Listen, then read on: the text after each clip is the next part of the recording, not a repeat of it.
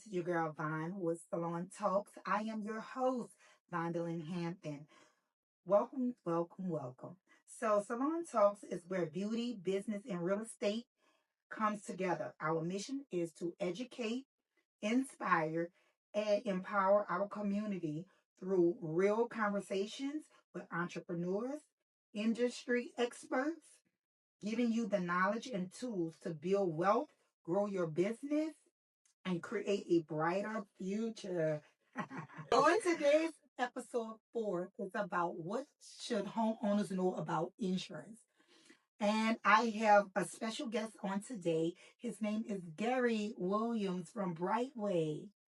Hi, Gary. Hi, how you doing, Ms. Vondalyn? Okay, I'm doing well. So, look, I just want y'all to know he is the top dog. Number 3 in the city or 17? State. Number 3 in the state? 17th in the country. And 17 in the country. Oh, you know I get the best. So, on today, Gary, I have a few questions that I want to ask you about home ownership. I mean, about insurance, getting us a home. We need that house. What does homeowners insurance actually cover? And what are some things people are surprised to learn it doesn't cover? Yes. So to answer the first, component of the question is that it covers, for instance, the house. It covers everything detached from the home, like your fence, shed, gazebo, pool. Covers everything inside of the house. Your furniture, appliances, as well to jewelry, things on that sort. As well to front clothing, right? And it will also have loss of use. That's kind of like a monthly allowance. So in case something does devastating happen to your home and you have to evacuate, move out of state or out of this town, and for X amount of time, it also protects you in regards to that, where everything isn't coming out of your normal living expenses. From there, we have your personal liability. So for those individuals who might make mistakes, as it goes for intentionally or accidentally, it will cover you against lawsuits or legal matters. Probably. There's another client calling, ladies and gentlemen. Sorry about that. He's the number 13 in the country. Yes. So, um, as to that, and then you have medical payments, right? Your medical payments, it covers for injuries to the third party, not necessarily you, but anybody that is welcome, you welcome inside your home. So be very careful when you walk inside your home as well. So, whereas in case they might have to be hospitalized and from minor or even major injuries. And of course, your dwelling coverage. It covers particularly the home itself, your foundation, your exterior walls, including the roof, the home as a whole. And along with that, what people don't might not know what it doesn't cover. Um, I would say to look at what's called your policy jacket. It is a packet that comes into the mail, and it gives you what's called exclusions or endorsements. Whereas every company is different. They might cover something, they might not cover something. They might cover something due to conditions. They might cover something based on the reductions or percentages of something. So every company is different. So please, I can't give you any more.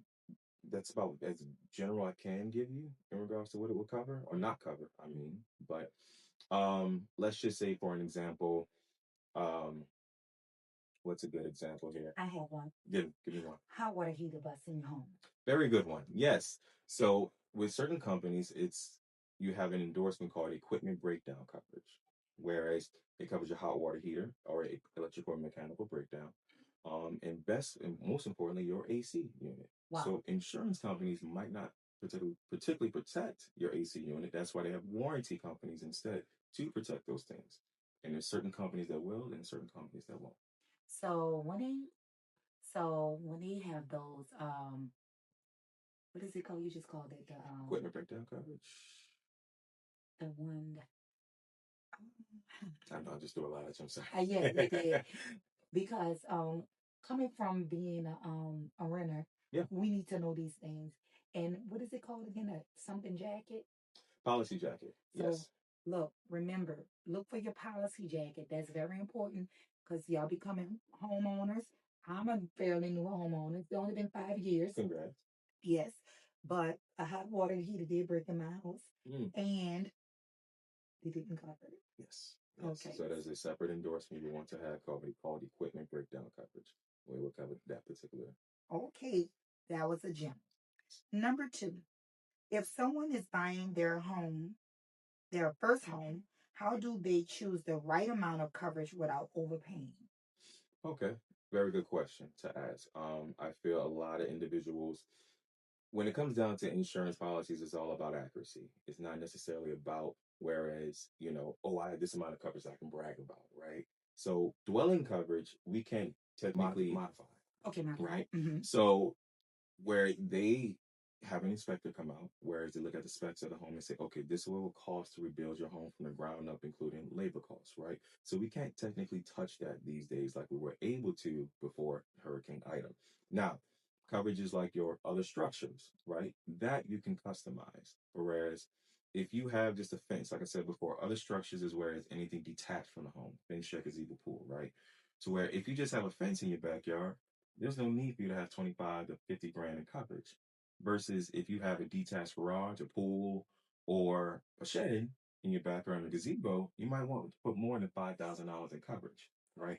And your personal property, that's your contents, everything, your clothing and whatnot. There's no need for you to have over 100 grand in coverage. Let's be realistic, ladies and gents. Okay. A lot of individuals maybe only have maybe 30 or 50 grand in contents in their homes.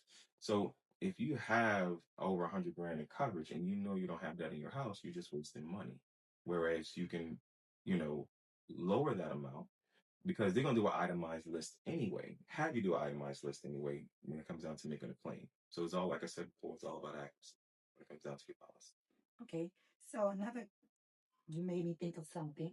You made me think of a question. By all means. Okay. So let's talk a little bit about pools. Sure. Um, some people are afraid to get pools because they feel like it'll make their insurance go up. Is that true? Could you give us a little breakdown on the insurance about Not a pool? necessarily. No. So you have an in-ground pool, and they might, have you have different parameters up to make sure they might want you to have a fence around the pool, or maybe just a fence in the backyard, just to make sure, for liability purposes. Yes. But if it does go up, it's not going up much on the premium. Maybe overall, sorry, ladies and gentlemen, if I can, you can just put this on silent. Yeah. If not, it's going to constantly go off. Okay, so you guys know that that is one of the biggest myths about swimming pools, that the insurance will go up because you have a swimming pool. So Yes, it maybe go up. I'm sorry. Maybe about 150 to 300 on the premium. But if you divide that up into 12 months, that's about maybe $20 a month. oh, okay. 20 to 25. So yes, so we can go ahead and get our pool. Yes, what all means. Also, too, since we're on the subject of pools, Yes. if you have a above ground pool that is separate than an in ground pool, Okay. okay, above ground pool is something that's not affixated with the property itself. That's something that's called personal property, where you will want to have more coverage on your personal property instead than your other structures. So you brought up a very good point on pools. So I want to at least elaborate on that. Oh, thank you so much. That was great information. So, question number 3. Yes. What factors affect the cost of a homeowner's insurance policy? And are there ways to lower the premium? Okay, so what are factors? So a few factors that to lower the cost. When you are looking for a home and you found that home that you love so much of, and the very next question you need to ask yourself is, what is the year of the roof? Wow. I ask that every time. I was just literally on the phone with the lender right before I sat down, and they showed me they said, hey, I just sent you an email. They all know. Okay, Gary, I just sent you an email, his address. I don't know the roof, or that's the year of the roof. But they know that's me my next question.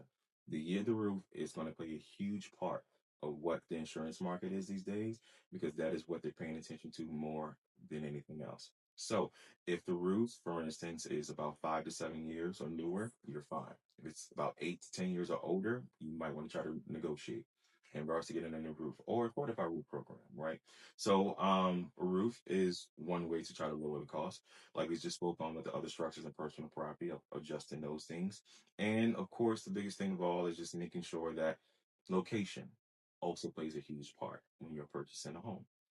So let's just bring up rates, for instance. Orleans Parish is around 4 to 9 grand for insurance. Jefferson Parish is around 3 to 7 grand for insurance. Kenner, Plaquemines Parish, as well to New Orleans East, is an average of 5 to 12 grand for insurance. Oh, wow. So when you are looking for a home, Mhm. location is first, and then the conditions are second. That's the only way. And because of that, that would save you a lot of trouble and a lot of time as well, not only on the behalf of the realtor, but also on the behalf of the client, depending on what their debt to income ratios are, as well to the budget. Okay. So I heard you say something about the roof program. Fortified roof, yes, ma'am. What is that? So the fortified roof program is something that Louisiana just brought to the table for the state in 2021 or two. I want to say two. They took it out of Alabama's playbook, trying to, I guess you say, attract more insurance companies to the state. And by doing so is by updating our roofs. We have a lot more historical homes, so that's another thing that they're trying to do is make sure all our homes are back up to building code as well. But the fortified roof program is something that will, if it's a lottery, Okay. whereas this lottery, if you win the lottery, they'll give you a $10,000 grant. So it's not a free roof; it is a $10,000 grant. Now you might have to put up a little bit additional things like that, but it's a roof that's more, I guess you could say more of an upgrade than the architectural roof, right? And then let's just say, for instance, you don't win the lottery, but you have enough money to simply purchase a roof on your own, then they will give you a $10,000 tax grant Credit. credit instead. Okay. Yes. Okay, that sounds good. So where do we go in to try to find that program? Yes, so you register at the LDI.us.gov. Don't quote me on that, but it's supposed to Right. Louisiana Department of Insurance. Yes. Okay, that was another gem. See, I told you he the third in the state and 17 in LA. Actually, uh-huh. He gave us some information that we need, and this is very important because, again, we are some first-time home buyers, and we used to the landlord fixing everything, and that's why we're talking about insurance. It lets us know what it covers and what it doesn't covers. And my guy Gary is the guy. Uh-huh. So, for entrepreneurs and self employed individuals who work from home, are there any additional insurance coverages they should consider? Yes. So being an entrepreneur or self-employed that works from home, first off, it all depends on the type of business that you have inside your home. Now, if it's more of a office savvy type of business, then it's something called business incidental coverage that you can have. But if you're trying to, you know, like a salon, Yes. or for instance, you're trying to do a cooking, service inside your home, then that might be something that's more on the commercial side, and they will not cover that, due to the higher risk involved versus something that, that just takes a computer, instead, right? But it covers can cover from 2,500 to 5 grand on coverage. You can cover, home computer coverage as well, go up to like, 5 to 10 grand also. So it just depends on the business. Mhm. Okay, that's good information. And our last and final question: when is it a time to file a claim after a storm, fire, or other damage? What are the biggest mistakes homeowners make, and what should they do instead? Okay. So when it comes down to a claim, I would suggest first things first is that one, when you receive your policy jacket or your declaration page, which is your proof of insurance, I will always suggest on everyone to make or build a emergency packet or folder to always bring with you, right? So in case of emergency or in case you have to evacuate, you always have that on hand or on deck.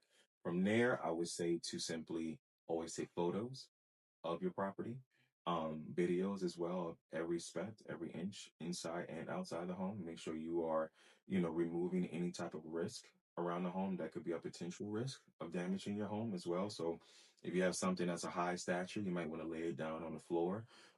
If you have something that's open, you might want to close it and lock it. Make sure your windows are also boarded as well if you can, which is a good thing. And the biggest thing of all is just making sure when it comes down to the adjuster, make sure you always comply with the adjuster, communicate with the adjuster with everything, give them all the proof that you can, and also make sure you keep up with your agent. That's also a big thing because it's a devastating process and it's a stressful one because who knows how long you might be out your home, who knows how much damage you have in your home altogether. It's a very sentimental, situation. Okay, so um, do you have anything else that you want to give us for today? before I let you go? Sure, sure. So, for those, individuals who are looking to purchase their first home, it's a very, exciting process. It's a process that could, take the wind out of some folks, especially if you find a house that you know and love, and you say, that's my home. One gem, or if you love the same as Vondalyn, is that I would give everyone is that insurance quotes and flood quotes were usually the last component of the process. Now it needs to be the first, due to the fact that if in case, due to the rates that I just brought up to everyone, that if they, for instance, impose on, love a home and you purchase for the inspection, purchase the appraisal, and then all of a sudden it falls through the cracks due to the high price of insurance. So I suggest you to get your flood and homeowners quotes, give it to your lender and your agent and your realtor, and then from there they will let you know yay or nay, red or green light to move forward with it or not. Saying, hey, these prices are too high. Let's see if we can make some adjustments, or these prices are too high. You might want to, look forward to another Okay. So he done told us what to do. So we have to do what he say do to get it done. home. Thanks.